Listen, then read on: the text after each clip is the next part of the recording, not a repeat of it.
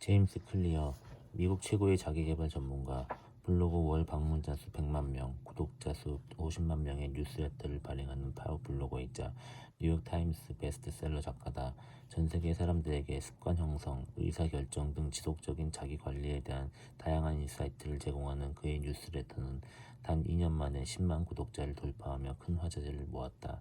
이는 개인 뉴스레터로는 역사상 가장 빠른 성장세라고 하며 세계 최고의 웹사이트에 수여되는 웹이상 베스트 뉴스레터 부문에서 수상을 하기도 했다.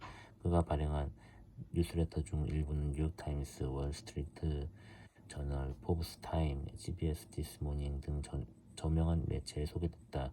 어렸을 때부터 타고난 재능으로 촉망받는 야구 선수였던 그는 훈련 중 얼굴뼈가 30조각이 나는 사고를 당했다. 야구의 인생을 걸었던 그에게 이 사건은 사망 선고와도 같았다. 하지만 그는 좌절 대신 매일 1%씩의 성장을 목표로 일상의 작은 성공들을 이뤄나갔다. 6년은 꾸준한 노력 끝에 그는 대학 최고 남자 선수로 선정되었고 ESPN 전미대학 대표 선수로도 선출되었다.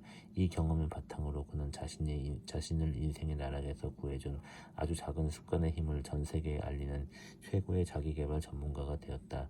현재 그는 포춘 500 기업들에서 앞다투어 초빙하는 명연사이며 NFL, NBA, MLB에서 활동하는 세계적 운동선수들을 코칭해주고 있다. 또 구글, 페이스북 등 실리콘밸리의 IT 기업은 물론 아이비리그 대학들까지 강연을 나가는데 스탠퍼드 대학교에서 초청받아 선보인 아주 작은 습관의 힘에 관한 강연은 지금까지 온라인에서 크게 회자되고 있다. 그뿐만 아니라 온라인 학습 사이트 습관 아카데미를 설립해 누구나 달라질 수 있는 기회를 제공하였으며 지금도 미국 전역에서부터 유럽, 아시아까지 전 세계를 여행하며 좋은 습관이 주는 인생의 놀라운 변화에 대해 사람들에게 알리는 중이다.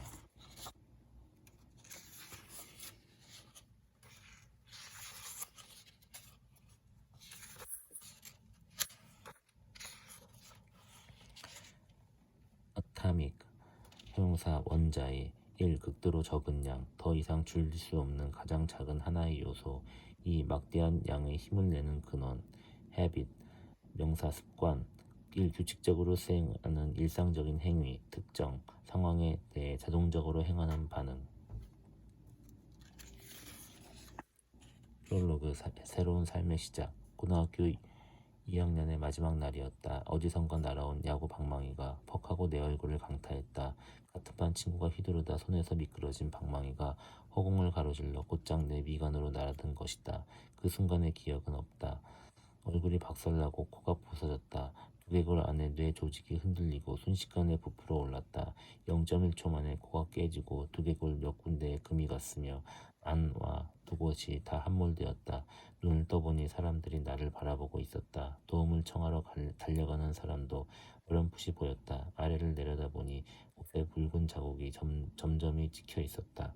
한 아이가 벗어준 셔츠로 코에서 나오는 피를 틀어막았다. 얼떨떨하고 어리둥절했다. 그때만 해도 상태가 얼마나 심각한지 미처 알아차리지 못했다.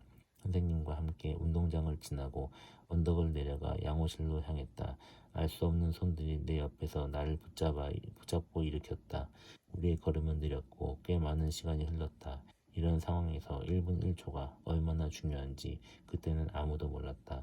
양호실에 도착하자 양호 선생님이 몇 가지 질문을 했다. 올해가 몇 년이지? 1998년이요.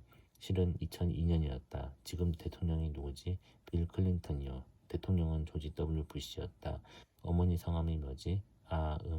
잠시 생각이 멈췄다. 패티.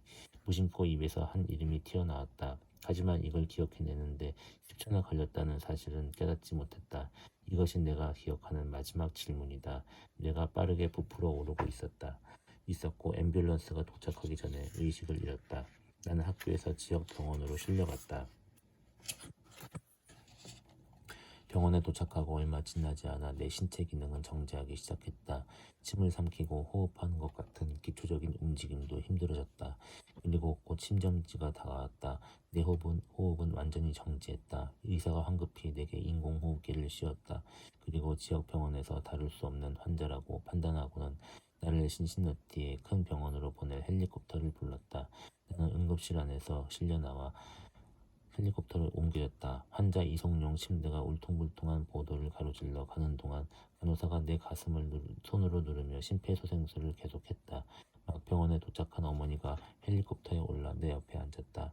어머니는 신신너티로 가는 내내 의식도 없고 자가 호흡도 불가능한 아들의 손을 꼭 쥐고 있었다. 아버지는 집에 가서 동생들에게 내 상황을 전했다. 그리고 여동생의 중학교 졸업식에 참석하지 못했다고 말했다. 쏟아지는 눈물을 참으며 아버지는 친척과 친구들에게 아이들을 부탁하고는 차를 몰고 신신어티로 향했다. 어머니와 나를 태운 헬리콥터가 병원 옥상에 착륙하자 20명은 좋게 되는 의료진이 뛰어와서 나를 외상센터로 옮겼다.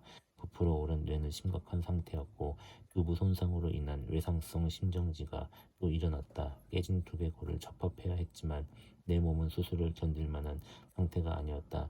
그날 세 번째 심정지가 일어나고 나는 혼수 상태에 빠졌다. 인공호흡기가 다시 씌워졌다. 부모님에게 이 병원은 낯선 곳이 아니었다. 10년 전 3살 난 여동생이 소아백혈병 진단을 받았을 때도 이곳에서 치료받았다.